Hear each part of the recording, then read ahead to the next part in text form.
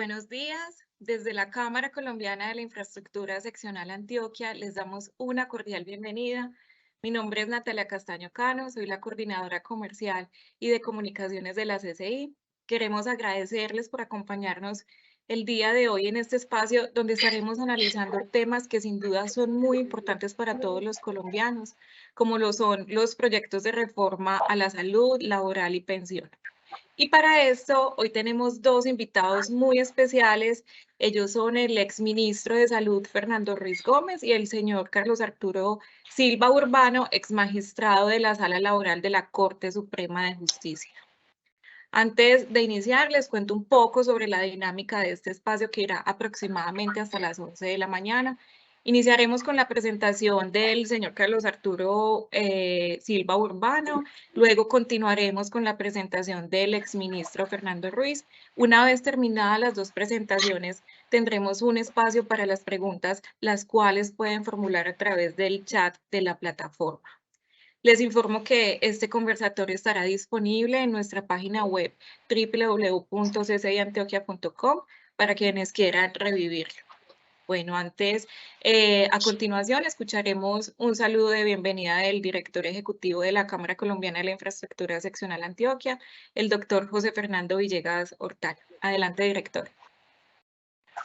Gracias, Natalia. Pues un saludo muy especial a todos los que están conectados en este momento. Bienvenidos a este conversatorio. Un saludo muy especial a nuestros dos invitados del día de hoy, al doctor Carlos Arturo Silva Urbano y al exministro Fernando Ruiz, quien todos recordarán porque fue quien lideró todo el tema de la estrategia con la pandemia del COVID, exitosa además por demás. Doctor Fernando, muchísimas gracias en nombre de todos los colombianos y de todos los antioqueños por esa gestión tan importante que hizo usted al frente del ministerio. Bueno, yo creo que son dos temas que vamos a tocar hoy, tres temas realmente con la reforma también pensional, que están en boca de todos, que nos interesa a todos, no solamente a los empresarios, sino también a los ciudadanos del común. La reforma a la salud, la reforma pensional, la reforma laboral nos toca a todos y han sido, digamos, bastante difundidas y todavía tienen muchos interrogantes, muchas dudas.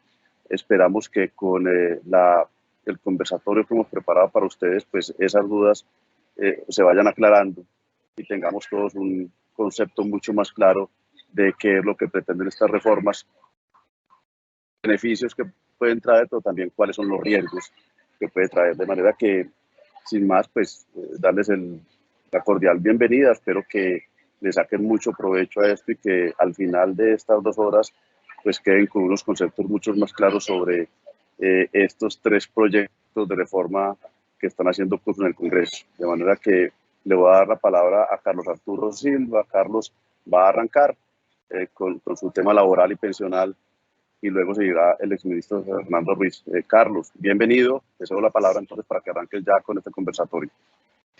Doctor José Fernando, muchísimas gracias. Yo quiero saber si ya se está viendo la presentación. Sí, Carlos, ya la estamos viendo. Yo la estoy viendo, no sé los demás. Listo, no, pues primero pues un saludo a todos los participantes, un agradecimiento muy especial a la Cámara Colombiana de Infraestructura, al doctor José Fernando por esta invitación, a Natalia Castaño también por la presentación y tengo que decirlo, un saludo muy especial al exministro de Salud, Fernando Ruiz. Yo también quisiera pues agradecerle por toda la gestión, gracias a usted y pues y al gobierno de la época. Muchos colombianos pudieron tener las vacunas a tiempo, así que muchísimas gracias, en especial pues al exministro. Conmigo se encuentra también la doctora Diana Martínez Piedradita. Ella es socia y directora del Departamento de Derecho Laboral de Duarte García Abogados. Entonces, doctora Diana, pues un saludo también para usted. Y ella pues también nos va a acompañar y me va a poder interrumpir cuando así lo quiera. Ya sin más preámbulos, empecemos. El tema es bastante interesante y largo. La idea es que nosotros abordemos 2 temas principales, que es la reforma a la reforma laboral y la reforma pensional, ambas presentadas ya los borradores al Congreso de la República. Lo que habrá que decir es que es muy seguramente que las reformas, o lo que vamos a decir hoy, pues evidentemente tienen un estudio por parte del Congreso y un debate por parte del Congreso, así que muy seguramente lo que vamos a decir hoy, pues es posible que se cambie o se modifique a través de los debates y a través del tiempo. Pero por lo menos lo que hoy conocemos de la reforma laboral, que vamos a empezar con ella, pues es que primero está dividida en 3 grandes capítulos o títulos. El título preliminar, que habla de los principios y ya lo vamos a ver. El segundo título o primer capítulo habla de derecho individual y el segundo capítulo de derecho colectivo. Hay algunos temas que no vamos a tratar ahora, no porque no sean importantes ni muy interesantes, sino porque consideramos que para el sector de pronto no son prioritarios. Y es el tema de las aplicaciones digitales, del trabajo rural y del trabajo doméstico. ¿Vale? Pero también la reforma pues trata esos temas. Lo principal pues para comentarles a ustedes es que en efecto, digamos, la estabilidad laboral es un tema muy importante de la reforma y es un tema que preocupa un poco a los empresarios. ¿Por qué? Porque ahora, digamos que tenemos hoy en Colombia un contrato de trabajo que permite que sea a término fijo, a término indefinido o por obra de labor, ¿vale? Y no existe prioridad entre ninguno de ellos. Esta reforma, por el contrario, establece que la regla general de la contratación laboral va a ser el contrato a término indefinido. ¿Y esto qué quiere decir? Pues que en principio todos los contratos de trabajo que se realicen van a ser a término indefinido y solamente, excepcionalmente y para atender tareas de naturaleza temporal, se podrán utilizar los contratos a término fijo o contrato por obra o labor. Hoy eso no es así. Hoy yo podría contratar a alguien a término fijo de manera indefinida. Esto quiere decir que yo le puedo renovar el contrato todas las veces que yo quiera y no necesariamente lo tengo que contratar a término indefinido. ¿Cuándo podremos utilizar ese contrato a término fijo por obra o labor, que son estos contratos especiales que son por un tiempo o para desarrollar una obra o labor específica? Pues para necesidades temporales, tiene que hacerse por escrito. Además de eso, si el término es inferior a un año, se puede prorrogar el número de veces que se estime conveniente, pero ojo, el término inicial más las prórrogas no puede ser superior a 2 años, porque o si no después pues será a término indefinido. El contrato a término indefinido, pues, digamos que cuando vamos a tener un contrato a término indefinido, además de lo que dice la ley, que va a ser la mayoría de veces, cuando no se haga por escrito, siempre que un contrato no se haga por escrito, es decir, los contratos verbales van a ser a término indefinido. Si no se especifica de manera correcta la necesidad temporal, entonces también la ley va a considerar que es a término indefinido, así que si ustedes van a hacer contratos por obra o labor o a término fijo, es necesario que se identifique de manera clara la necesidad temporal del contrato o del servicio. Si tiene por objeto necesidades permanentes, y aquí es una de las grandes dudas y grandes preocupaciones, porque ¿qué es una necesidad permanente de la empresa o de la compañía? Y por ejemplo, pensemos en los colegios. Muchos colegios contratan a los profesores a término fijo por el año escolar, pero es que realmente el profesor es una necesidad permanente de los colegios.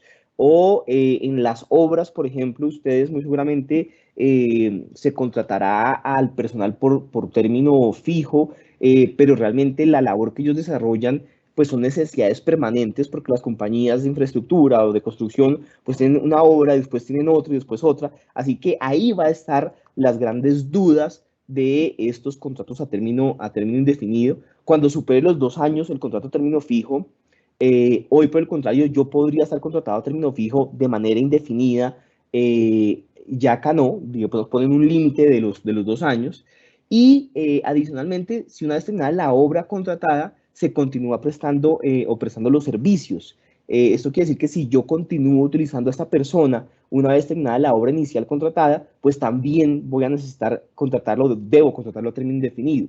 Y aquí la gran pregunta es, ¿qué pasa si yo tengo una plantilla, por ejemplo, de trabajadores que me ayudan en la construcción de una obra y luego los quiero contratar en otra, en otro proyecto?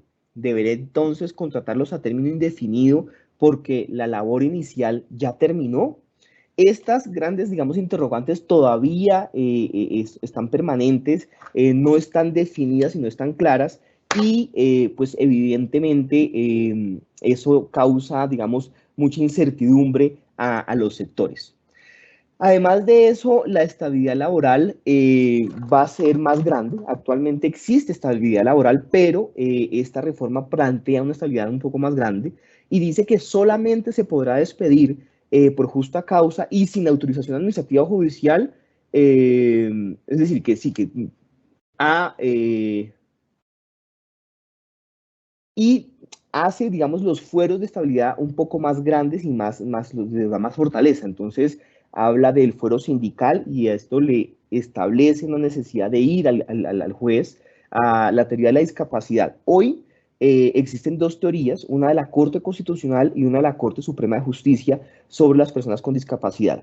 Básicamente lo que dice la Corte Suprema de Justicia, lo que nosotros decíamos antes, es, mire, las personas con una discapacidad mayor al 15% o una pérdida de capacidad laboral mayor al 15% necesitará de un permiso previo o tendrán esa protección especial. Pero todas aquellas personas que tengan una pérdida de capacidad laboral, una discapacidad menor al 15%, pues no tiene esa protección. Y básicamente es ¿por qué? Porque casi todas las personas tienen algún tipo de discapacidad. Yo, por ejemplo, utilizo gafas, podría tener una discapacidad de un 2-3%, y entonces ya me haría a mí beneficiario de este fuero. Entonces la Corte Suprema de Justicia dice, pues no, por lo menos tiene que ser una discapacidad relevante de más del 15%. La Corte Constitucional, por el contrario, ha protegido a personas que incluso no tienen no tienen esa calificación de la pérdida de capacidad laboral, y ha protegido a personas también con menor pérdida de capacidad del 15%. Entonces,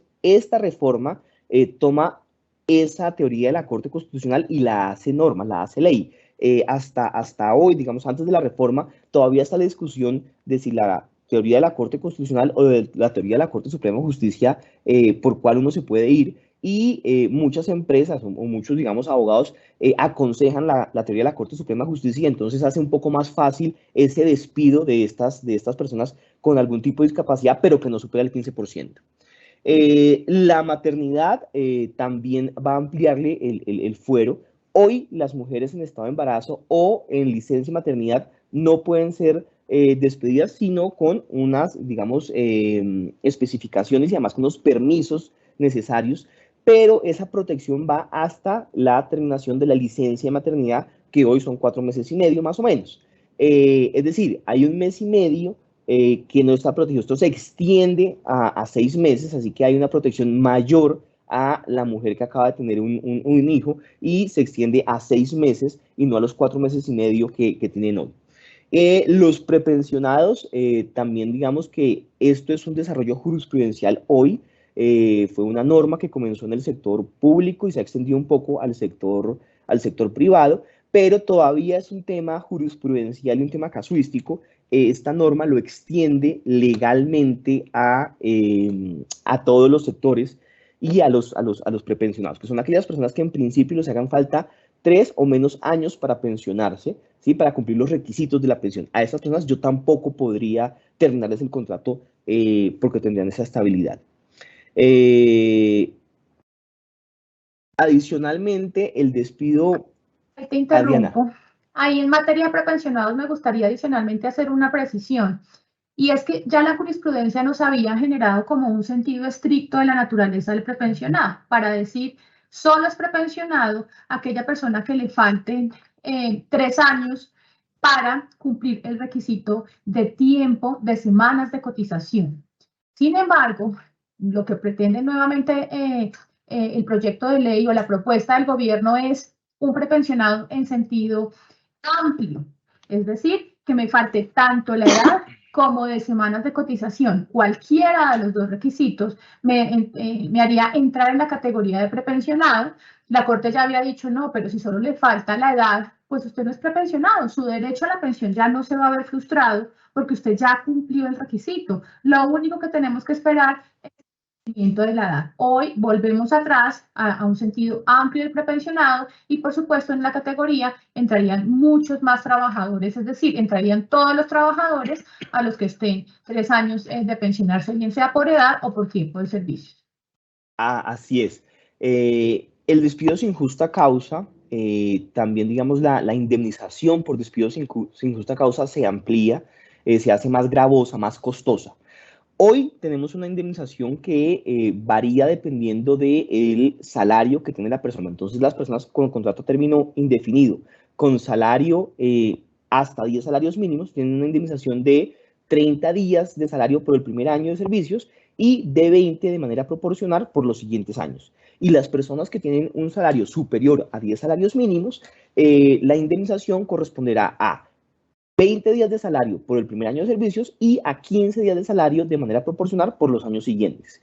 Esta nueva o la propuesta pues del gobierno es ampliar el costo de esa indemnización y lo que dice es que será por el primer año de servicios 45 días y por los siguientes 45 días también adicionales o en proporción. Ya no mira el tema del salario y adicionalmente pues hace mucho más costosa esa indemnización. Es decir, que despedir a alguien sin justa causa va a ser mucho más costoso para las empresas y para las compañías.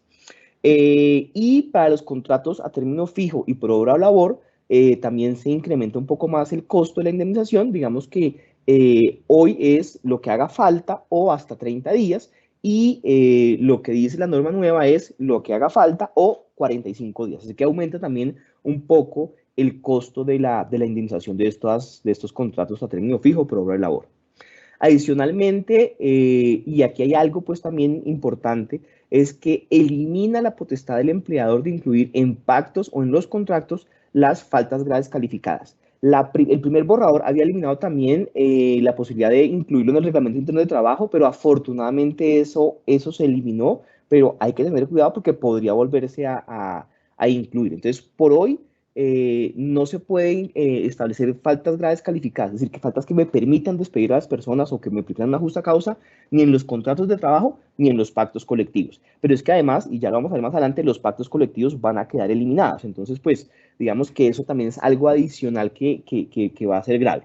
Y la otra situación es que si el trabajador alega un despido discriminatorio, es el empleador ahora quien debe probar las razones objetivas y no discriminatorias. Esta prueba, pues digamos que va a ser más complicada para la empresa, que tiene que ahora demostrar que el despido fue justificado por alguna falta grave calificada. Y adicionalmente de eso, ahora, a ver, hay otro tema adicional y es que a hoy, cuando yo le termino el contrato a un trabajador, le tengo que realizar el pago de sus prestaciones sociales que le adeudo. Si fue, por ejemplo, un despido sin justa causa, tengo que pagarle la indemnización y los salarios, pues, y todos los beneficios que yo le esté adeudando. Lo que dice la norma hoy es que a partir del día del despido, yo le debo realizar ese pago. De lo contrario, podría generarse una indemnización, ¿vale? Lo que ha dicho la costumbre y un poco la jurisprudencia es que eventualmente esa indemnización, digamos que se puede generar, pero no desde el primer día, sino que puede uno entender que 2 semanas más o menos es un tiempo normal para realizar el pago de la indemnización y de esos pagos. Si yo no realizo esos pagos dentro de ese tiempo prudencial y se muestra una mala fe de la compañía en no realizar esos pagos, pues se van a cobrar una sanción moratoria por salarios y prestaciones sociales. Pero si yo debo vacaciones o indemnizaciones, esa sanción moratoria hoy no se va a generar. Ojo, lo que está incrementando esta reforma es que también por las indemnizaciones se genera esa sanción moratoria. Es decir, si yo despido a alguien sin justa causa y no le pago la indemnización, pues la sanción moratoria hoy no se generaría, pero con la reforma sí se generaría. Y esto es bastante costoso, yo sé que ya muchos lo saben, la sanción moratoria equivale a un día de salario por día que no se realice el pago. Hoy la ley colombiana establece que esa sanción moratoria se genera hasta el mes 24 y de ahí de adelante son unos intereses moratorios que pues bajan un poco el costo de esa sanción moratoria. Pero ¿qué pasa? La reforma lo que establece es que, o mejor dicho, no establece límite a la generación de esa sanción moratoria que hoy la tenemos en 24 meses. Y esto va a ser costosísimo porque si una persona, por ejemplo, tiene un salario de 5 millones y se genera una sanción moratoria, todos los meses se van a generar una sanción de 5 millones, ¿sí? Ese es el equivalente del salario. Así que supongamos, si son 4, 5, 6 años, pues estaremos hablando de 20, 25, 30, 40 millones de pesos. Hoy solamente eran en los 2 primeros años y esto muy seguramente, y yo que he estado en la rama judicial, tanto en juzgados como en la Corte Suprema de Justicia, les puedo decir que las sanciones moratorias son bastante altas y más ahora entonces que se va a ampliar ilimitadamente. Esto es algo bastante, digamos, costoso y oneroso para las empresas y bastante grave. Hipótesis, Carlos, que adicionalmente entra a generar mucho ruido derivado de esa moratoria sobre las indemnizaciones y es la terminación del contrato con justa causa. Yo despido al trabajador, estoy en el entendimiento de que lo despedí gracias a una justa causa porque cometió una falta grave, lo sancioné, inicié un proceso disciplinario y le terminé el contrato. Resulta que el trabajador demanda porque considera que no fue realmente una justa causa y entonces está alegando, por ejemplo, que no se siguió el procedimiento. De declararse eventualmente que la justa causa no era lo suficientemente clara o que no se siguió el procedimiento disciplinario correspondiente, también se generaría esa moratoria para el tema de indemnizaciones si se llegara a ordenar. Pues digamos que en el tema de los despidos con justa causa vamos a tener que llegar a ser, de aprobarse esto, mucho más estrictos para conocer realmente que existió una falta, que está debidamente probada, que estamos en capacidad de probarla, que la falta fue oportuna, porque declararse que no hay justa causa, además de la indemnización a la que tiene derecho el trabajador, también se abriría la puerta de la moratoria y como cuenta Carlos, pues el tema es bastante oneroso. Claro. Y además de eso, en los despidos ahora se impone una carga adicional a la empresa y es que se hace obligatorio el procedimiento disciplinario. Hoy, por ejemplo, no es obligatorio el procedimiento disciplinario para los despidos. Es obligatorio para la imposición de sanciones. Pero lo que dice la Corte Suprema de Justicia es que como el despido no es una sanción, pues no es obligatorio la realización de este procedimiento disciplinario.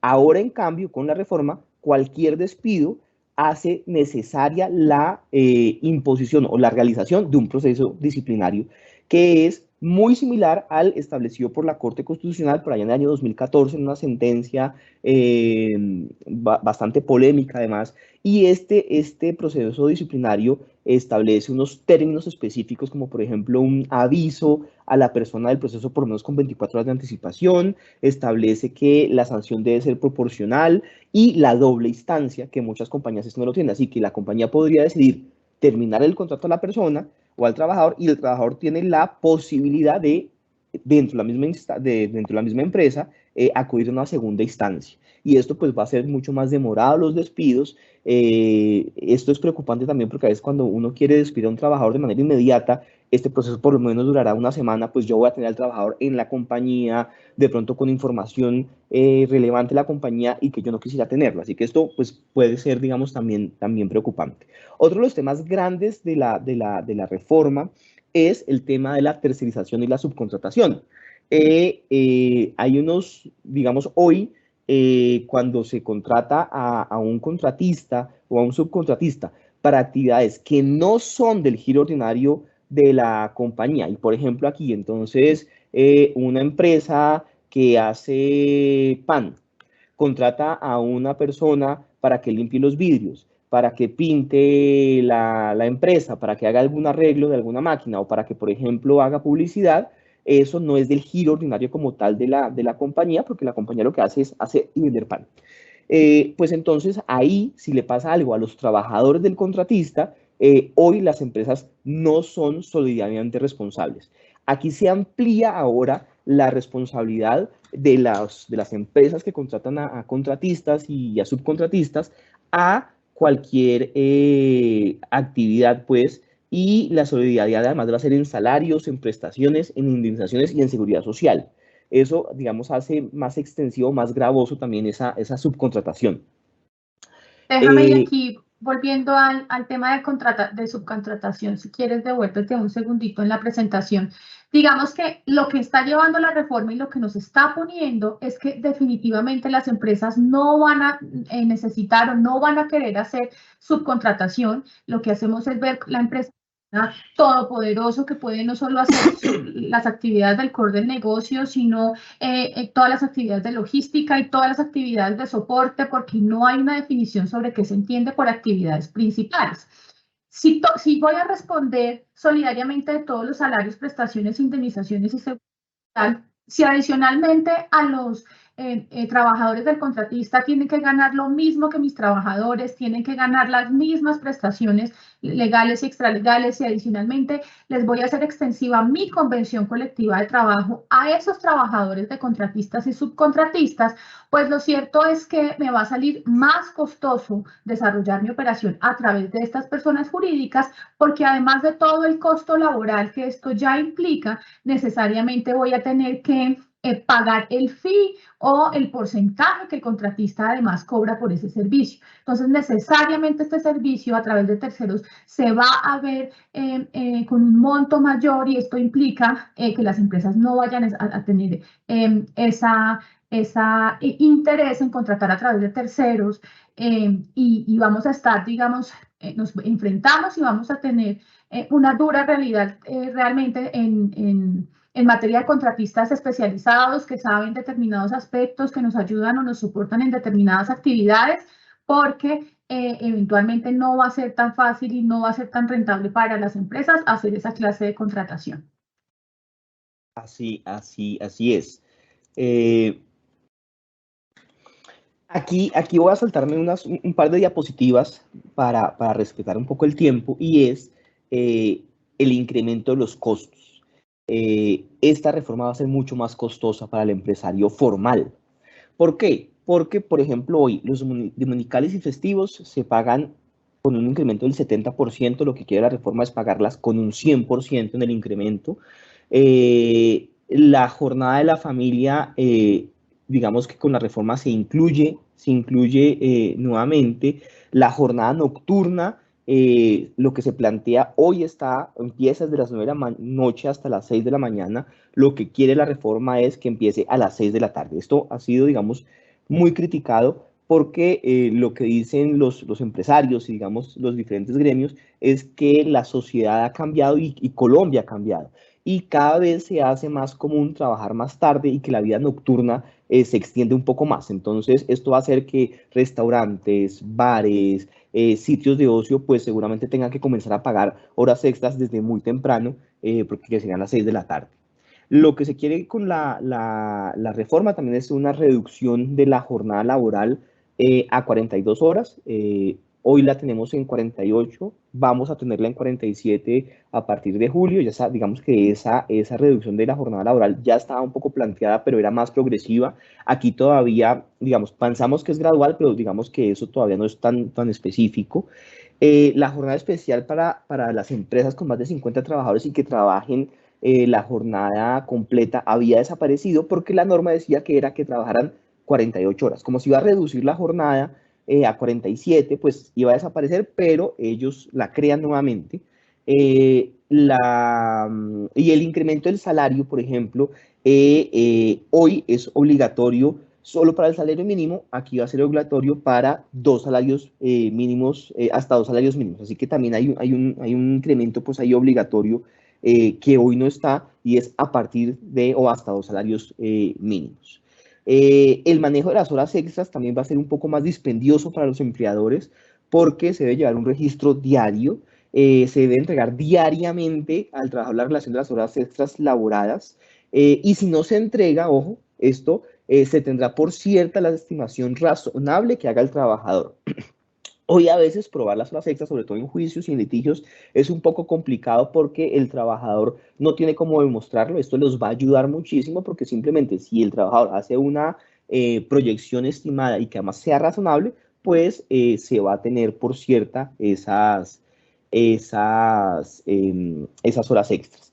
Adicionalmente, el contrato de aprendizaje que hoy, digamos, el contrato con las personas del Servicio Nacional de Aprendizaje, del SENA, hoy no es un contrato laboral y por eso no se les da las características del contrato laboral, los beneficios del contrato laboral, pues con la reforma se plantea que sí sea un contrato laboral, un contrato a término fijo, y entonces tendrán derecho a prestaciones sociales, a vacaciones y a pago de indemnizaciones, que hoy no se da. Esto, digamos que también puede generar un costo porque, digamos que es lo que nosotros hemos pensado, es si es tan difícil que hoy se contraten aprendices SENA, pues seguramente esto lo hará más difícil y seguramente desincentivará la contratación de aprendices SENA.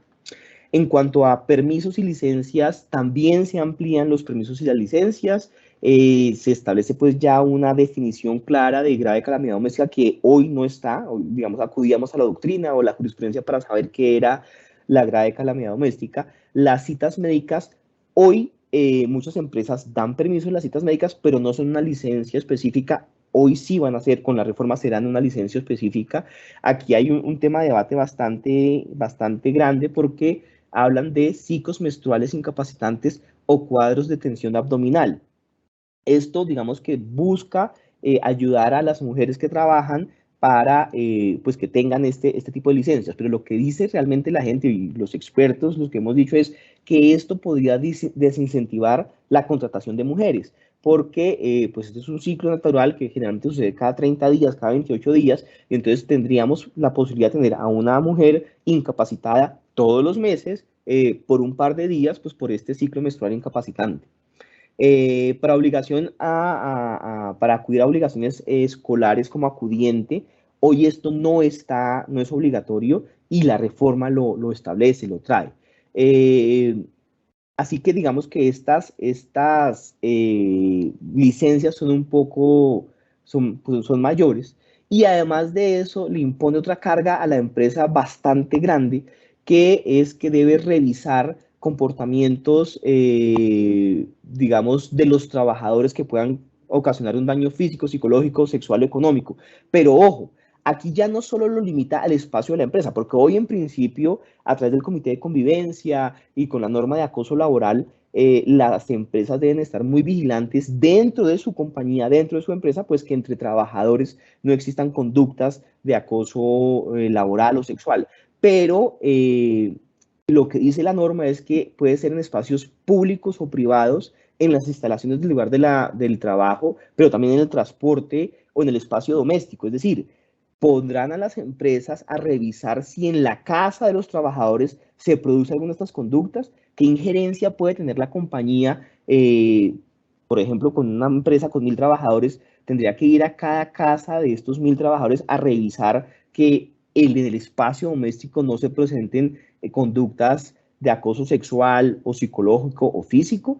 Esto es no solamente impensable, sino que además es un desgaste para la compañía gigantesco, porque entonces, si es una empresa que cierra, por ejemplo, de 8 a las 5 de la tarde, pues tendrá que tener trabajadores que después vayan a revisar en cada casa que no haya conductas de este tipo, o tener buzones o líneas éticas también para las casas. Esto, digamos que no se ha revisado muy minuciosamente y pues es bastante grave.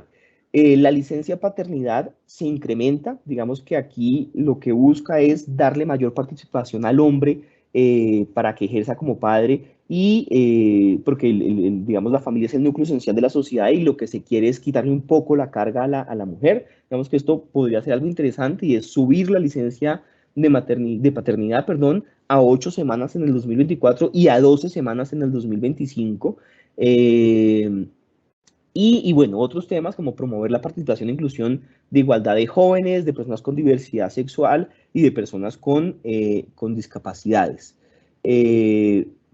Aquí un último tema en el tema laboral e individual, y es que se aumenta la prescripción a 5 años. Hoy la prescripción de los derechos laborales está en 3 años y se puede interrumpir por una sola vez y empieza otros 3 años adicionales. Pero lo que dice la reforma es que va a ser a 5 años y además también dice pues que se interrumpe con el simple reclamo por escrito del trabajador. Así que estamos pensando entonces en prescripciones de 5 años que son gigantescas. Voy a tener entonces una contingencia abierta por 5 años y cuando quiera yo entonces vender la compañía, ¿qué vamos a hacer? Tener 5 años ahí la empresa, eso digamos que es bastante importante. Un hecho muy gravoso adicional que me parece que ese aspecto es muy importante y es que la prescripción se cuenta solo a partir de la terminación del contrato de trabajo. Antes estaba contando desde la causación. Si yo pagué una prima en el 2008 que debía pagarse en diciembre, pues cuento 3 años hacia adelante y si en el 2011 no había ninguna reclamación, digamos, ese cierre contable y esa contabilidad en relación con esa prima la podría dar ya de baja. Ahora, la causación de la prescripción se da a partir de la terminación del contrato. Entonces, si yo tengo esa misma prima y hoy le termino el contrato a este trabajador, pues resulta que esa prestación no estaría prescrita, sino que a partir de hoy todavía contarían 5 años para que él reclame la prestación del 2008. Entonces, como se dan cuenta, abre un rango de posibilidad de demandas y de litigiosidad con posterioridad a la terminación del contrato. Así es. Bueno, derecho colectivo. Derecho colectivo hay muchísimo tema, pero quisiéramos resaltar algunos puntuales y es, primero, hoy se entiende por sindicato mayoritario aquel sindicato donde están afiliadas las 2/3 partes de los trabajadores, por ejemplo, de la empresa. Bueno, pues ahora va a ser mucho más fácil tener un sindicato mayoritario porque habla de la 1/5 parte de los trabajadores de la compañía. Y digamos que las implicaciones de tener un sindicato mayoritario es que al firmar una convención colectiva de trabajo se le aplica a todos los trabajadores, tanto a sindicalizados como a no sindicalizados. Pero entonces miren que aquí cambiamos de las 2/3 partes de trabajadores sindicalizados a 1/5 de los trabajadores sindicalizados, lo cual digamos que lo hace bastante gravoso. Adicionalmente, las conductas antisindicales hoy están establecidas en 5, se amplían a 15, o sea, miren que es casi 2 veces más pues, de conductas antisindicales.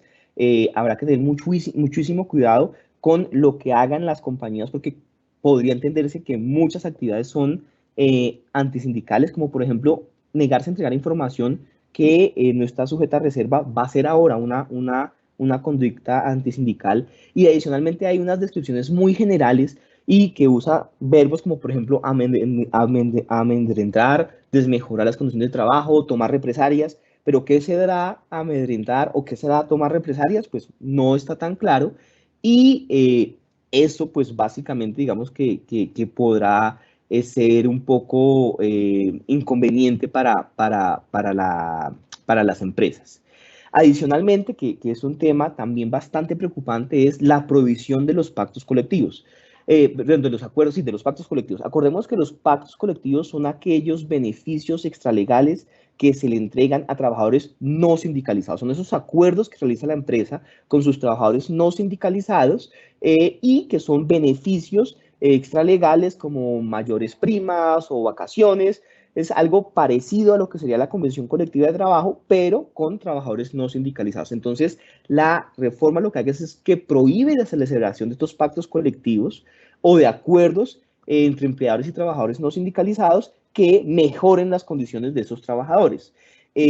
Esto va a ser evidentemente pues que se acaben los pactos colectivos y que muy seguramente las personas que están en pacto colectivo migren hacia los sindicatos. Acá lo que pasa es que además que si se tiene hoy un pacto colectivo de la empresa, los derechos y las prerrogativas no podrán ser prorrogados o culminados en el plazo y sus beneficios además de eso se van a entender incorporados a los trabajadores. Es decir, si hoy yo tengo un pacto colectivo, pues primero se va a terminar cuando entre la reforma, pero esos beneficios que daba el pacto colectivo se van a entender como beneficios o como derechos adquiridos y los van a preservar los trabajadores. Así que pues esto también va a ser un poco gravoso. Y frente a la huelga, y ya para terminar el tema laboral, digamos que las causales de ilegalidad se limitan a 3. se extiende a los servicios públicos esenciales. Hoy en los servicios públicos esenciales no hay huelga. Acá lo que dice es que si se garantizan los servicios mínimos, se permitirá en los servicios públicos esenciales. Y además de eso, si se declara la huelga, digamos que si se declara la ilegalidad de la huelga, hoy podríamos despedir a los trabajadores participantes y declarar la suspensión o solicitar la suspensión o cancelación de la personalidad jurídica del sindicato. Esto va a ser eliminado, es decir, si se declara la ilegalidad de la huelga, yo igual no podría tomar represalias como despedir a los trabajadores, que además no es una represalia, sino es algo que la norma me da, ni pedir la suspensión o cancelación de la personalidad jurídica del sindicato. Nosotros tenemos acá unos comentarios breves sobre esta reforma y es, primero, está basada en el convenio 158 de la OIT, que habla pues de la estabilidad laboral, pero este convenio de la OIT solamente ha sido ratificado por 36 países y la mayoría son países africanos, Venezuela y Brasil, pero Brasil la denunció por temas económicos porque cuando lo implementó se dio cuenta que las empresas sufrían un poco con los trabajadores que no podían despedir. ¿Nosotros qué consideramos de esta reforma? Y hemos sacado datos de FENALCO. Primero, pues el trabajo informal en Colombia hoy está en el 59%, el trabajo formal solamente es el 41% y el 94% de las empresas son mini pymes. ¿Qué quiere decir esto? Que primero la reforma no va a establecer, no va a ayudar a ese 59% de la población de trabajo informal, va a ser solamente para el 41% de trabajo formal, pero además de eso, las grandes empresas, que son las que pueden, digamos, soportar estas cargas, pues son menos del 6% de las empresas colombianas, el resto son pequeñas empresas. FENALCO considera que el incremento en los costos de la reforma laboral podría estar entre un 30 a un 35% entre el año pasado y este, porque pues tenemos la reducción de la jornada semanal, el incremento del salario mínimo, más todos los costos adicionales, y pues esto sería básicamente un 30-35% más costoso. Y de los comentarios de la reforma pensional, y aquí voy a pedirle disculpas al auditorio, me voy a demorar 5 minutos más solamente, y es el sistema actual tiene dos grandes regímenes, que es el régimen de prima media con prestación definida y el régimen de ahorro individual con solidaridad. Básicamente, yo como trabajador cotizante puedo escoger uno u el otro, pero esos regímenes son excluyentes. O yo estoy en el régimen de prima media o yo estoy en el régimen de ahorro individual. El régimen de prima media básicamente es del sector público, digamos que lo maneja el sector público, está manejado por Colpensiones y yo tengo ahí dos requisitos para pensionarme, la edad y las semanas de cotización. Hoy la edad está a 57 años para las mujeres, 62 para los hombres y 1.300 semanas de cotización. Y en el régimen de ahorro individual con solidaridad es el que está administrado por los fondos privados y básicamente el único requisito es tener el capital suficiente para poderme pensionar. Pues bueno, la reforma pensional lo que plantea es básicamente la creación de 4 pilares, que será el pilar solidario, el semicontributivo, el contributivo y el voluntario. Y además establece que ya esos dos regímenes que conocemos hoy no van a ser excluyentes, sino que yo primero debo entrar a uno y después podría yo cotizar en el siguiente. Estos pilares, el pilar solidario, los integrantes pues van a ser los colombianos en condición de pobreza extrema. Hoy la pobreza extrema, según el DANE, una encuesta del 2022, más o menos el 12.2% de la población colombiana está en pobreza extrema y se entiende pobreza extrema aquella persona que reciba menos de 5.730 pesos diarios para subsistir. Y aquí por eso está en negrita pues la focalización, y es que esa pobreza extrema también podrá ser decidida por el gobierno de acuerdo a la focalización que establezca el gobierno nacional. Entonces aquí comienzan algunas críticas a esta reforma pensional, porque será el gobierno quien pueda establecer, según algo que no sabemos qué es focalización, quiénes están en esta pobreza extrema o no. Esto podría pues, ser peligroso porque le deja al gobierno de turno identificar quién es o quién no hace parte de esta pobreza extrema. Básicamente serían las personas mayores de 65 años que nunca cotizaron a pensión, que estén en pobreza extrema, y a ellos entonces se les va a realizar una renta básica, un pago, una renta básica solidaria, que hoy va más o menos en 225.000 pesos. En campaña se han dicho que eran 500.000 pesos mensuales, se ha reducido a 225 y eso pues también será de motivo de debate. Y este dinero va a salir tanto del presupuesto general de la nación como del Fondo de Solidaridad Pensional, que será el que, digamos, ese dinero lo aportan las personas que están aportando al sistema. Hay un pilar semicontributivo, que son aquellas personas, está integrado por personas mayores de 65 años que están afiliados al SINA, pero que no pudieron cumplir los requisitos de pensionarse. Y básicamente están entre las personas que han cotizado entre 150 a 1.000 semanas. Y a ellos se les dará una renta vitalicia o una pensión, dependiendo también de muchos factores que todavía no están definidos, pero que básicamente va a ser de lo que ellos tengan ahorrado y un poco de lo que les pague el gobierno. Y el pilar contributivo, y con eso yo creo que podemos terminar, y es el gran cambio y es lo que vamos a tener de cambio. Entonces, hoy yo puedo escoger en cuál de los dos regímenes me voy y lo puedo hacer de manera voluntaria. La reforma lo dice ahora que es de manera obligatoria, que yo debo siempre inicialmente vincularme a el componente de prima media, es decir, que yo debo entrar al sistema público si gano entre 1 a 3 salarios mínimos. Recuerden que el proyecto inicial decía 4 salarios mínimos, esto se redujo a 3. Entonces, todas las personas, todos, ganemos 1, 2, 3, 4 o 30 salarios mínimos, debemos iniciar siempre en la prima media. Entonces, de 1 a 3 salarios mínimos, cotizamos en la prima media. Más o menos el 90% de la población que cotiza está entre 1 a 3 salarios mínimos. Así que la desbandada de los fondos privados va a ser grandísima. Solamente si yo paso de 3 salarios mínimos, entonces puedo ir a mi componente de ahorro individual y podré entonces cotizar en los fondos privados. Y aquí hay algo también que, digamos, nos llama mucho la atención y es la inversión de los recursos. Y yo lo copié aquí textualmente porque lo que dice es, las administradoras del componente complementario de ahorro individual, es decir, los fondos privados, invertirán en las condiciones que establezca el gobierno nacional. Es decir, será el gobierno quien le diga a los fondos privados en qué invertir el dinero de las pensiones. Recuerden hoy que los fondos privados invierten de acuerdo a lo que le dicen sus analistas, pues que son personas de todas las capacidades financieras, técnicas. Entonces será ahora el gobierno el que le va a decir en qué se debe invertir. Esto nos causa duda y digamos que nos llama la atención. Las cotizaciones se van a ampliar un poco. Hoy las personas que cotizan o que ganan hasta 4 salarios mínimos o más de 4 salarios mínimos tienen que hacer una cotización adicional del 1%, con la reforma será del 2%, y hay una especie de impuesto a las pensiones altas, y es las personas que tengan pensiones entre 10 a 20 salarios mínimos van a realizar un aporte que hoy no existe del 2% de sus pensiones, y las personas que tengan pensiones de más de 20 salarios mínimos tendrán que hacer un aporte del 3%.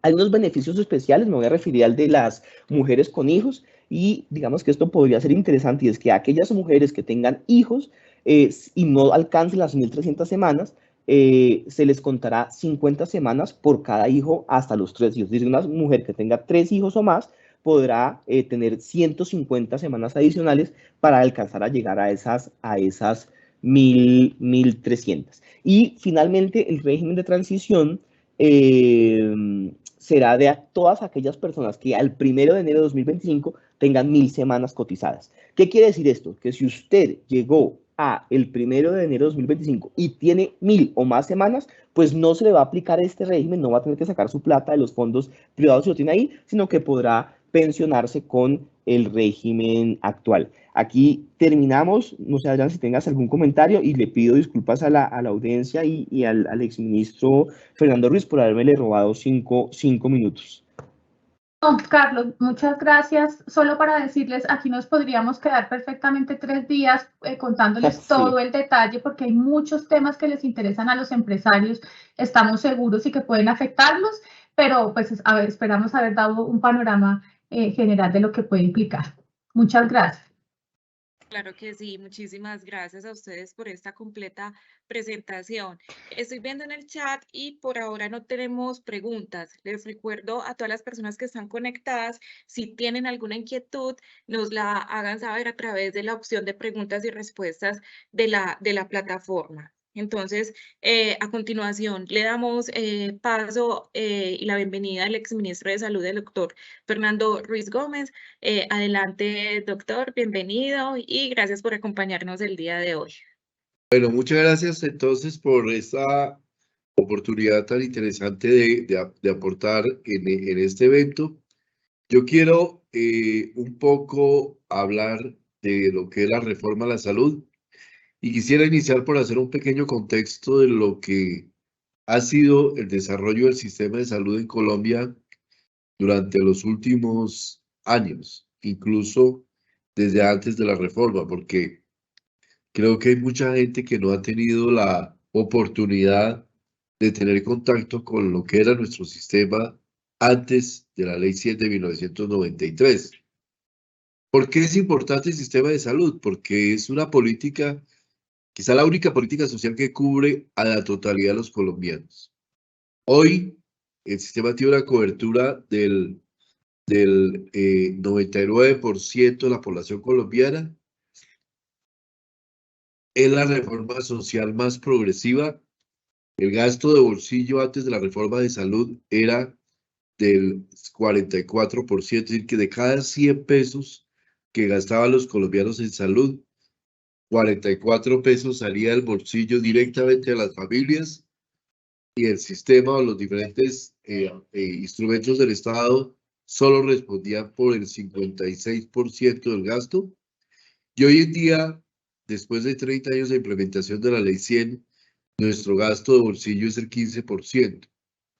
El gasto de bolsillo más bajo en toda América y en todo de América, con excepción de Cuba, y uno de los gastos de bolsillo más bajos del mundo.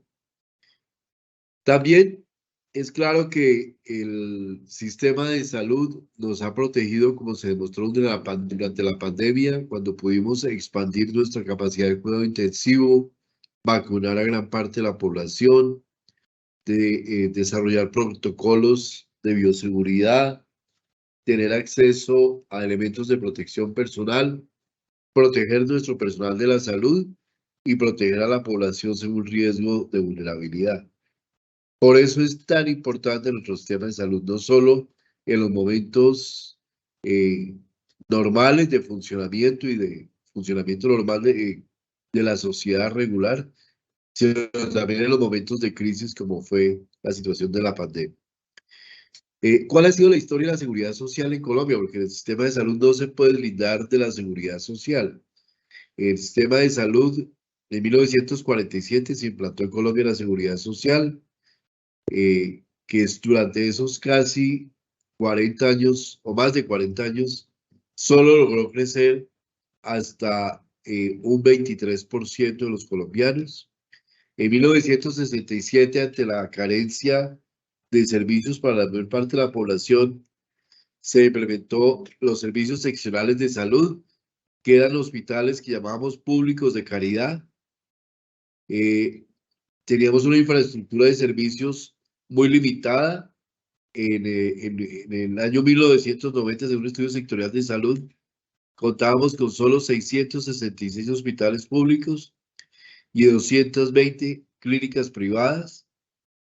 Y la cobertura de seguridad social, como decía, era un 16% de los colombianos estaban cubiertos por el Instituto Colombiano de Seguros Sociales, y las cajas de previsión y otros de seguros privados cubrían el 7.3%, total 22.6%. La cobertura de la seguridad social, del seguro social, solo abarcaba al trabajador para sus riesgos de salud y a su familia, a su cónyuge, si era mujer, durante el periodo del embarazo y el parto, y a los niños recién nacidos hasta el primer año de edad. Es decir, era un sistema bastante inequitativo, por cuanto la mayor parte de los trabajadores eran de sexo masculino y realmente desprotegía tanto a las mujeres como a los niños de Colombia. Estas son algunas referencias a la época. Un sistemas bastante colapsados. El Seguro Social solo garantizaba una clínica prácticamente en cada ciudad, en Bogotá era la San Pedro Claver, y en cada ciudad se tenía que ajustar toda la demanda a esa infraestructura y esa restricción de oferta. Esa historia terminó en la necesidad impulsada desde las propias organizaciones sindicales de hacer una reforma a la salud. Reforma que se posibilitó con la Constitución de 1991. El artículo 48 de nuestra Constitución habla del derecho irrenunciable a la seguridad social. Todos los colombianos tenemos ese derecho y es un derecho que se acopla en la Constitución con la salud y el saneamiento básico como servicios públicos. Posteriormente, la sentencia T760 se lleva a cabo ya en la primera década del año 2000, del siglo XXI, perdón, se define el derecho a la salud como un derecho fundamental y esto se concreta aún más en la Ley Estatutaria de la Salud en el año 2015, que establece un contrato social como el derecho a la salud. De esta manera, los colombianos terminamos con unos sistemas más garantistas en servicios que existen en el mundo. En Colombia, nuestro plan de beneficios cubre prácticamente todos los procedimientos y medicamentos. En Colombia, la seguridad social en salud se extiende hasta proveer casi que muchos servicios sociales que en otros lados no se proveen, tales como sillas de ruedas, sillas de rueda eléctricas, albergue para las familias cuando deben ayudar a acompañar a un paciente. Es un derecho social bastante extenso, con una cobertura muy amplia. La Ley 100, sus objetivos fue aumentar la cobertura, incrementar los beneficios. En cobertura, como decía, ya llegamos al 99%. En los beneficios, 97% de los procedimientos médicos que puede necesitar una persona en Colombia están incluidos en el plan de beneficios y el 92% de los medicamentos disponibles en el país están también incluidos en los planes de beneficio. Integración del sector privado a la prestación. Ustedes recuerdan que decíamos que teníamos 666 hospitales públicos, crecieron a cerca de 1000 al año 2023 y en Colombia en ese momento de los 220 hospitales privados pasamos a 12.000 hospitales privados. Eso es muy importante para tener en cuenta y consideración las implicaciones del proyecto de reforma, porque el sistema colombiano se transformó en un sistema donde la plataforma completa de servicios prácticamente está soportada en una alianza público-privada, pero con una participación muy preponderante de hospitales y clínicas privados. La Ley 100 también implementa la gestión del riesgo de salud, la posibilidad de hacer seguimiento a las personas y el manejo de la enfermedad de las personas diabéticas, hipertensas. En Colombia hay cerca de 8 millones de personas con enfermedad crónica. Esos 8 millones de personas, hay 3 millones de diabéticos, 3 millones de hipertensos, 880.000 personas con enfermedad renal crónica, 120.000 personas con VIH.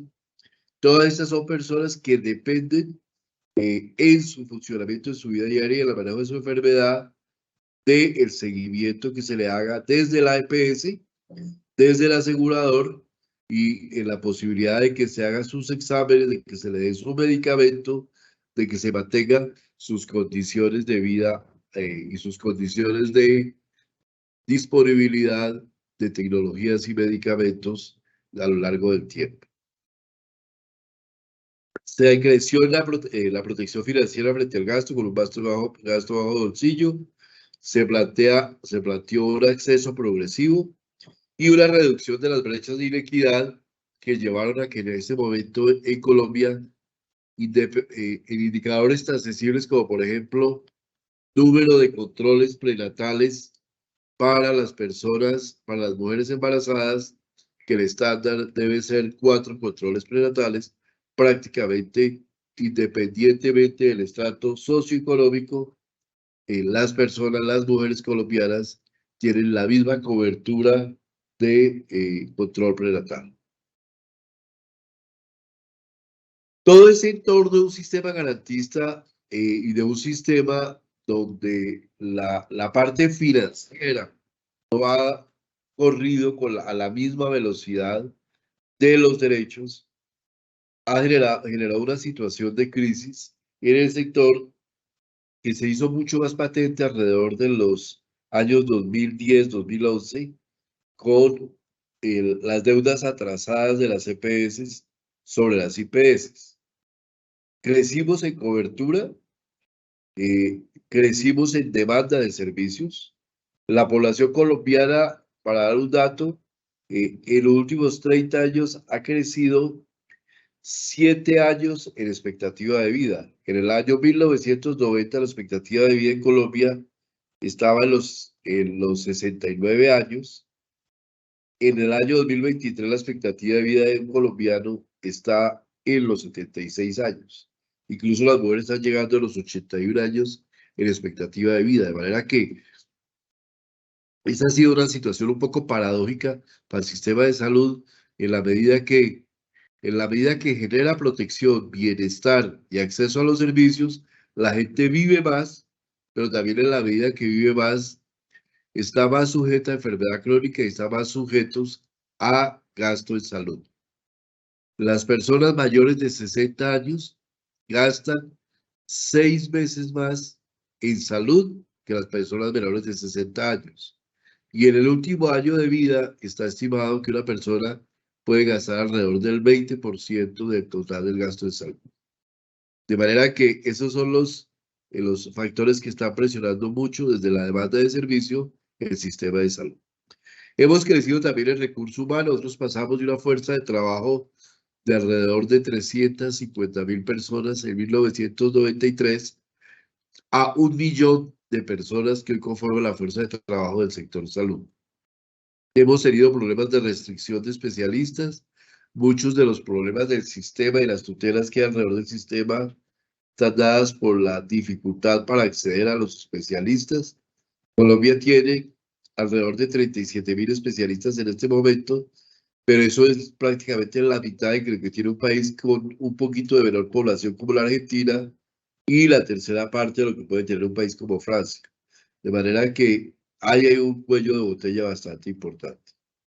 Se ha venido generando un desfinanciamiento del sector en la medida que los gobiernos, al no tener suficientes recursos, han venido ajustando la OPC de manera un poco escasa frente a las necesidades, y también se ha venido generando un problema de tutelas por las cuales los pacientes terminan pidiendo los servicios de salud, exigiéndolo por la vía judicial.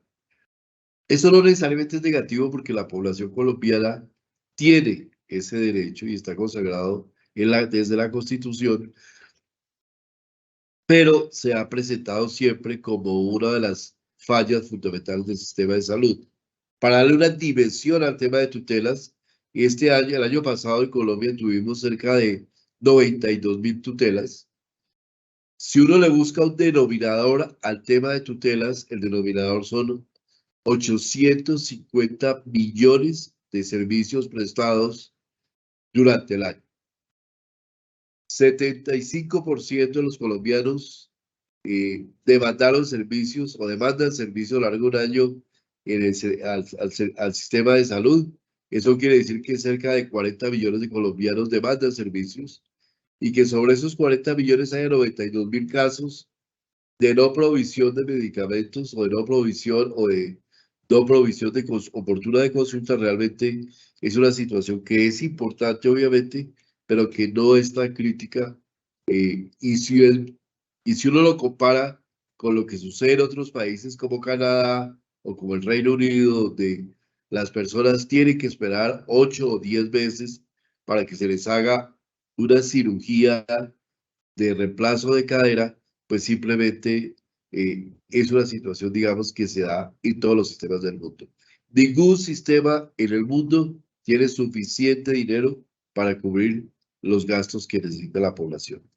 Sin embargo, los temas de desfinanciamiento terminaron en apalancar una quiebra de algunas EPS, de un número muy importante de EPS, con lo que llegamos a tener cerca de 300 EPS, un número absolutamente exagerado, y donde en un modelo de aseguramiento ustedes comprenderán, donde se manejan donde los números, grandes números protegen al asegurador, pues tener asegurado grupos o pools de aseguramiento, grupos de aseguramiento, aseguradoras con 20.000 o 30.000 afiliados, son números demasiado pequeños y que generaban un riesgo muy grande para ellas como empresa. Y ese proceso de depuración se vino terminando y culminando y se ha mantenido a lo largo del tiempo. Yo creo que en Colombia un modelo con 10, 12 o 15 máximo EPS sólidas, con buena capacidad y con buen financiamiento, podría ser el modelo más adecuado. Como hablábamos también, la acumulación de carteras hospitalarias es muy importante. Frente a eso, el sistema venía trabajando desde el año 2012 y los diferentes ministros que estuvimos en las diferentes carteras, sin importar los gobiernos o el tipo de gobierno en que hubiéramos trabajado, hemos venido siempre con estos puntos, esta visión de al menos 4 o 5 puntos para estabilizar el sistema de salud. El primero es equiparar los regímenes de subsidiado y contributivo, darle los mismos beneficios. Eso se logró finalmente en todos los beneficios prestacionales de salud. El régimen subsidiado todavía no aporta protección financiera por mortalidad materna ni por enfermedad, pero con esa excepción, la cobertura y el plan de beneficios de los dos son exactamente iguales. Se ha venido presionando fuertemente al sector Hacienda para mejorar el financiamiento. El año pasado ya llegamos a cerca del 8% del Producto Interno Bruto. Arrancamos en el 93 con alrededor del 3%.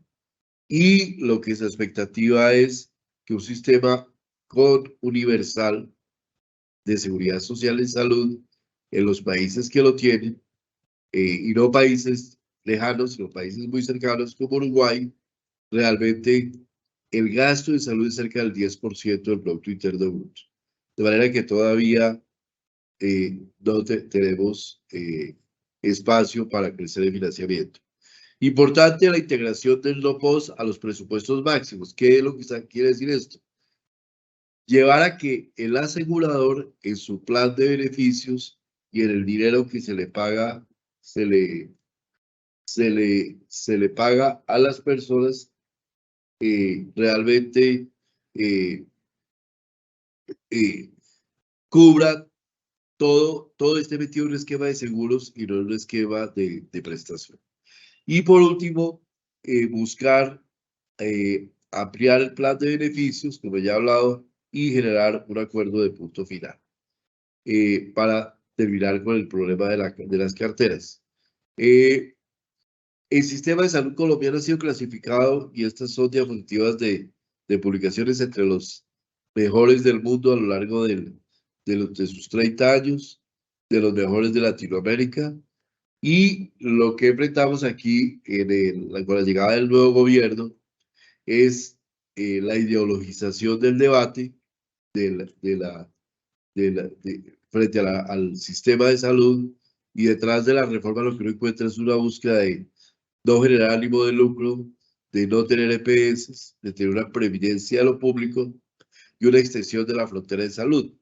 El proyecto de reforma termina entonces con un proyecto que busca un sistema completamente diferente y alternativo al que tenemos, un sistema eminentemente público, donde lo privado se vuelve subsidiario, sino complementario, un enfoque de atención primaria que es un enfoque positivo, pero que trata el país como si fuera igual a lo largo de toda la geografía, como si fuera igual lo urbano, lo rural, plantea un CAPS para 25, un centro de atención primaria para cada 25.000 personas, pero obviamente las áreas donde se requiere más la atención primaria, como son el Chocó, la Guajira, en las zonas de la Amazonía, pues obviamente allá no tenemos esos grupos por esos tamaños poblacionales, y el modelo debe ser un modelo completamente adaptado a las condiciones de la selva o a las condiciones del terreno, y es un tema que parece que no existiera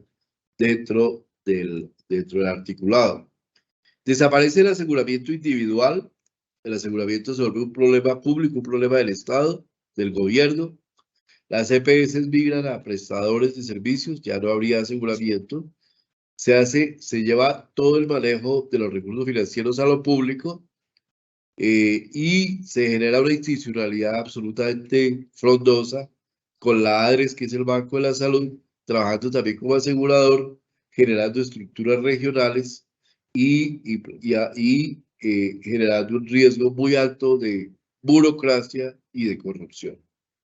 Se afectan todos los planes de seguro privado. La medicina prepagada se desacopla del aseguramiento, de manera que se volverá seguramente mucho más costosa. Los planes complementarios se incluyen también, se desaparecen prácticamente, que ha sido una solución muy importante para las poblaciones de clase media.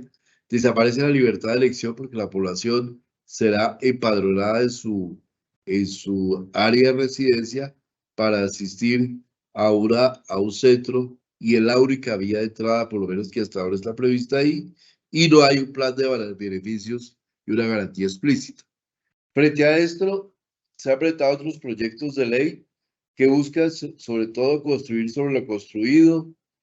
Hay diferentes visiones. Una son mantener el aseguramiento, otra es volver a asegurar una especie de administrador o cuasi administrador, e incluso hay algún proyecto donde se plantea la posibilidad de que se vuelva un reasegurador, donde la EPS termine arriesgando su dinero en caso de que la UPC que calcula el gobierno nacional no sea suficiente. Se busca que las EPS aseguren sin situación de fondos, se generan manuales tarifarios, y se le da un gran poder de mercado a los hospitales y a las IPS, lo cual sonaría bien, pero el problema es que los incentivos se desacoplan y finalmente termina la población, termina las IPS teniendo un gran poder de mercado, haciendo la inducción de demanda y encareciendo profundamente la atención y los servicios de salud. Algunos de esos articulados mantienen la seguridad social y permiten el acceso. ¿Qué es lo que nos viene ahora? Nos viene ahora un proceso en el cual se está dando, que es un proceso político. El gobierno y los partidos están tratando de integrar las diferentes visiones y proyectos de ley articulados que existen. Eso no es un proceso fácil. Eso no va a ser un proceso fácil, porque claramente son dos estructuras diferentes, y el miedo es que terminemos con un tremendo Frankenstein.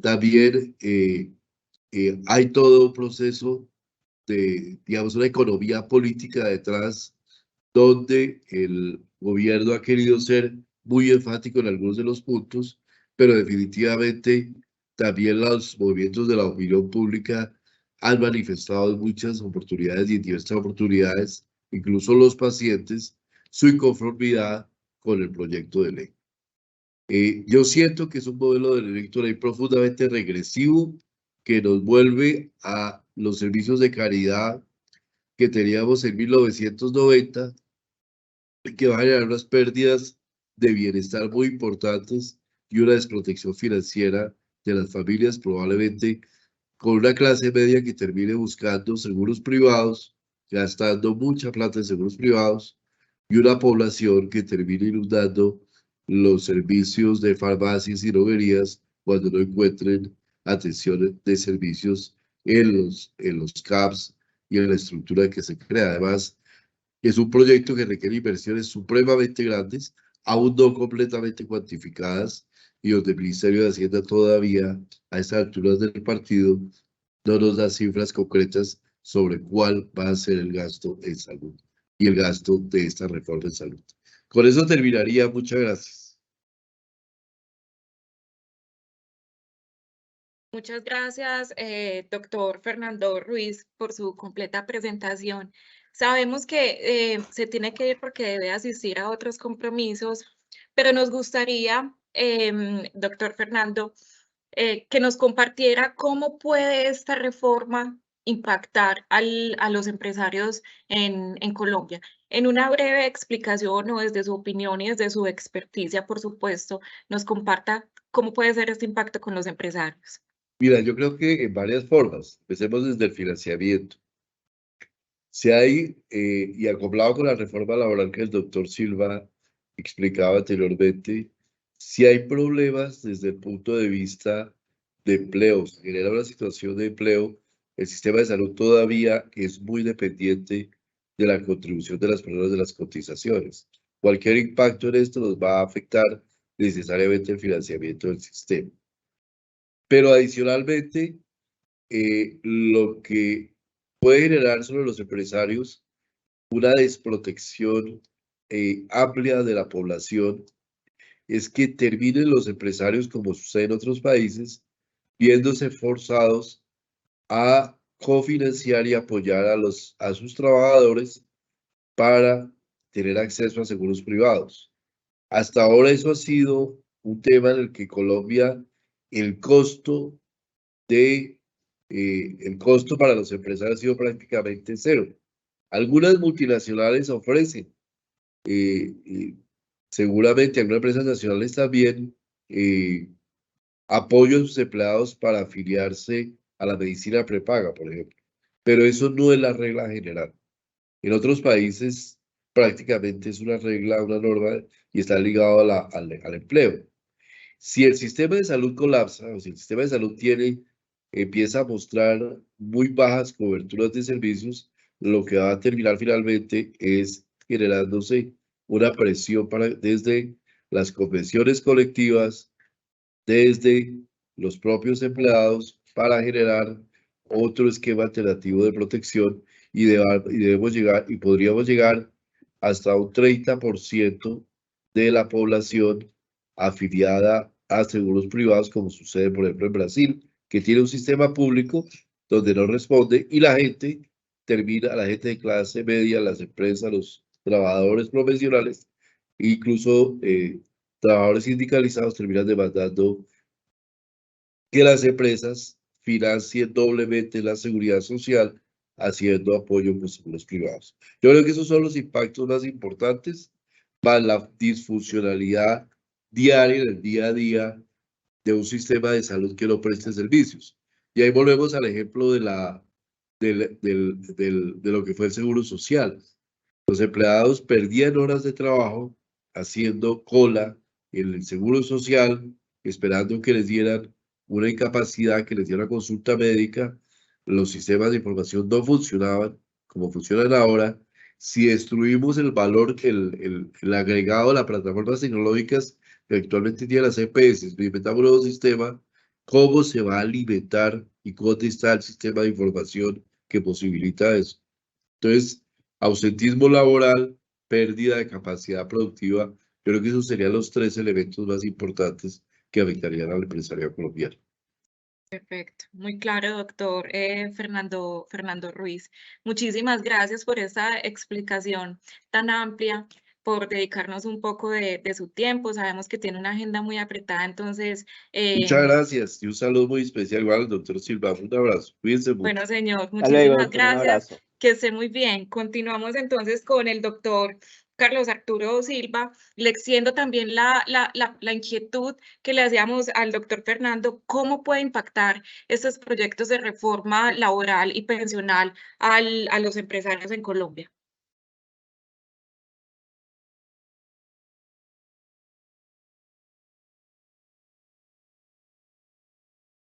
Aló, Carlos, perdón. el ¿Ahí me micrófono. escuchas? Sí, sí, sí, No, lo estoy escuchando. Te estaba diciendo que los costos, la reforma laboral, los costos para el empresario van a ser mucho más altos. Ya habíamos nosotros anticipado que podría ser incluso la diferencia de costos entre el 2022 y este año de un 30 a un 36%. ¿Sí? Eso va a ser algo, digamos, muy importante. Se desactivó el micrófono. La vida nocturna. Cuando hablo de la vida nocturna, pues las empresas dedicadas al ocio, los restaurantes, los teatros, los cines, los hoteles, las discotecas, todas estas empresas que prestan servicios más allá de las 6 de la tarde, que prestan servicios los fines de semana, los festivos, los domingos, pues se les va a incrementar también los costos en un porcentaje muy alto. Las empresas de vigilancia, las empresas de construcción, incluso los hospitales, las clínicas, todas estas empresas que tienen jornadas nocturnas o que no pueden parar su trabajo, pues va a ser un costo bastante alto. Y ese costo, la respuesta o la pregunta es, ¿quién lo va a asumir? Entonces, una primera respuesta es, pues bueno, la empresa tendrá que incrementar el costo o el valor de sus servicios en un 30-35%, así que lo va a asumir entonces la población. Otra respuesta sería bajar la calidad de los servicios o de los productos, entonces pues estaremos comprando servicios o productos de menor calidad. Otra es contratar menos personas o prestar servicios ya no todas las noches o los fines de semana. Es decir, todos nos vamos a ver perjudicados, las empresas por la subida de costos y muy seguramente los consumidores porque nos van a trasladar los costos o porque vamos a tener servicios de menor calidad o porque no vamos a tener servicios los fines de semana o las noches. Eso como digamos la primera gran medida. Lo segundo es que es muy probable que el trabajo informal crezca, las empresas informales crezcan y eso pues afecta a las empresas formales, porque competir contra una empresa informal pues va a ser muy complicado y muy seguramente la informalidad va a crecer. Entonces la competencia va a ser más desigual. Muy seguramente habrá empresas o personas que entonces ya no se legalicen pues y presten servicios buenos, pero no en la formalidad y eso va a hacer que la competencia pues también sea mucho más complicada. Eso, digamos, como grandes aspectos de la reforma laboral.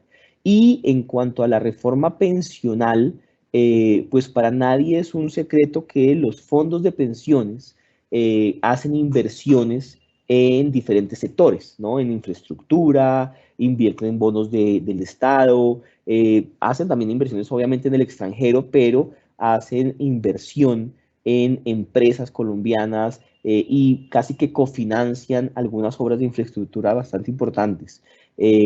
Si el dinero de los fondos privados va a reducirse, porque hoy el 90% de las personas que cotizan hasta 3 salarios mínimos, o sea, toda esta población va a pasar obligatoriamente a el fondo público y adicionalmente, si el gobierno va a tener la potestad de indicar en qué se invierte ese dinero de los fondos privados, pues es muy posible que exista una desfinanciación que va a ser a largo plazo bastante preocupante.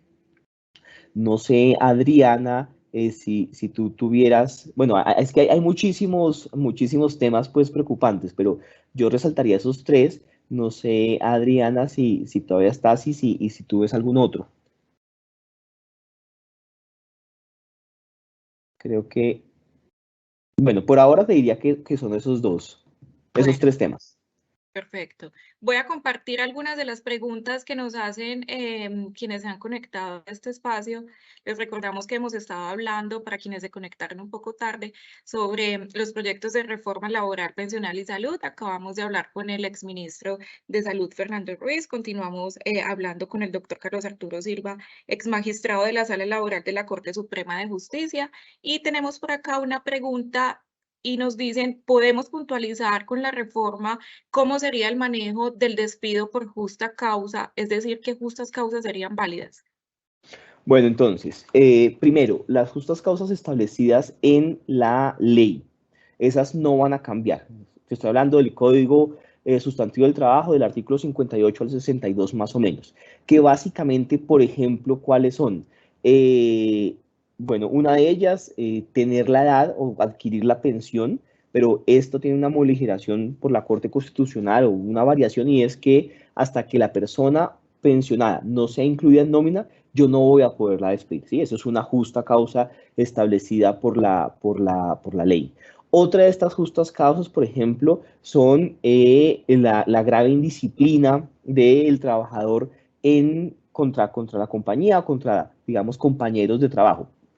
Pero ojo, esta, por ejemplo, tendrá que tener un trámite especial, que es el trámite de un proceso disciplinario con una segunda instancia, es decir, va a ser la más complicada y más lejana, ¿vale? También establece la norma, digamos, que permite que yo establezca en el reglamento interno de trabajo algunas conductas que para la empresa específicamente sean consideradas graves o conductas pues que podrían eventualmente terminar en un despido. Esas básicamente son las establecidas en la ley. Nos pregunta el señor Julián García, ¿se tiene un estimado del número de puestos de trabajo que la reforma puede generar o destruir? No, en principio no se ha hecho todavía ese cálculo, pero creemos, o por lo menos una parte de los que hemos estudiado la reforma cree que no se van a crear nuevos puestos de trabajo, que por el contrario sí se pueden destruir. No sé si se pueda pues acá hablar de sectores específicos, pero ayer el director de una empresa de tecnología bastante grande, pues que hace delivery o que hace, digamos, domicilios, manifestaba que él tenía en su compañía más o menos en los últimos 4 meses, más o menos 150.000 personas habían prestado el servicio de domicilios y en las últimas 4 semanas lo habían hecho 60.000 personas. Y él decía que el 90% de estas personas prestaban servicios menos de 8 horas diarias, perdón, menos de 8 horas a la semana, así que se conectaban muy poco porque podían ser estudiantes, que lo hacían después de estudio, podían ser, por ejemplo, meseros o personas que querían complementar un poco su labor. Dentro de la reforma, que eso no lo vimos, pero dentro de la reforma, a los trabajadores de las plataformas, sobre todo a los de domicilio, se les está solicitando que contraten a las personas con un trabajo o con un contrato de trabajo formal. Lo que él decía es que entonces este 90% de las personas que no lo hacen de manera permanente podrían perder el trabajo. Entonces, solamente en el sector de domicilios estaríamos hablando, si tomamos los últimos 4 meses, de 150.000 personas, y de esos empleos se perdería el 90%. Es decir, 130, 140.000, no, 135.000 empleos solo en el sector de domicilios. Imagínense, por ejemplo, el de seguridad privada, en el de sector de pronto de innovación, en el sector de restaurantes. O sea que esto es bastante preocupante en todos los sectores. Y la siguiente pregunta es, ¿con la reforma se permiten los contratos por obra o labor sin permiso especial del ministerio? Mira, sí, pero esos contratos por obra o labor, al igual que los contratos a término fijo, van a perder o están perdiendo con la reforma, digamos, una preponderancia, porque lo que quiere la reforma es que el contrato a término indefinido sea el protagonista de aquí en adelante. Entonces habrá que justificar muy bien ese contrato por obra o labor o ese contrato a término fijo, por qué se está haciendo, y no puede ser para actividades permanentes. Así que creemos que van a desaparecer en un porcentaje importante. Perfecto. Y para terminar, tenemos acá un comentario. Nos dicen que inquieta mucho el tema de los contratos de prestación de servicios, que son especialistas en diferentes disciplinas y que trabajan con dedicación parcial. Se ve mucho en las empresas de consultoría. Claro, la preocupación es mutua. La persona que hace el comentario, digamos que esa preocupación es bastante, la hemos visto en bastante ocasiones. Y aquí yo me detengo un poco, ya que tenemos un poquito de tiempo. Hoy existe algo que se llama el contrato realidad, y es que hay contratos que no son laborales, como por ejemplo un contrato de prestación de servicios, que a través del tiempo se desfigura y realmente se vuelve un contrato laboral. Entonces, a través de un juicio, de un litigio, yo hago que ese contrato, que era, por ejemplo, de prestación de servicios, se vuelva laboral. ¿Cuáles son esos casos? Pues personas que yo contrato a través de un contrato de prestación de servicios y tiene que cumplir horario, tiene que estar subordinado, tiene que ir a la empresa todos los días y al final de cuentas yo lo que estoy es disfrazando un contrato laboral en un contrato de prestación de servicios.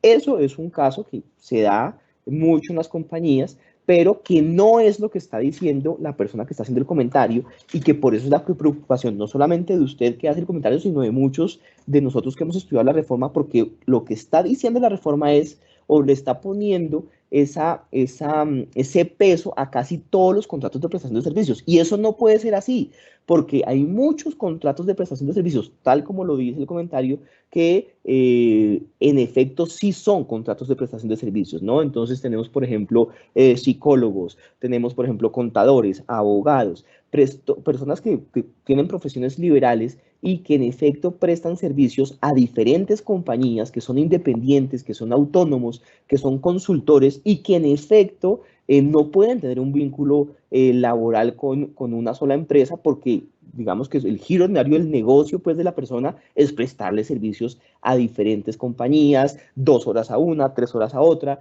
y vemos con mucha preocupación, esperamos que realmente en el Congreso se dé un debate juicioso, porque claro, algo o una cosa es el contrato de trabajo, ese contrato realidad, o sea, digamos ese contrato de prestación de servicios que se desdibuja y se vuelve un contrato de trabajo y creemos que está bien que se ataque, pero otra cosa son realmente las personas, los profesionales o las empresas que prestan esos servicios de consultoría, de asesoría y que posiblemente podrían desaparecer si la reforma sale así como está, así como por ejemplo con las personas de plataformas digitales que se conectan unas solas horas a las plataformas para prestar servicios, o ya sea de transporte o ya sea de delivery, y que seguramente también al obligar a que sea un contrato formal, vamos a hacer es que se pierdan puestos de trabajo.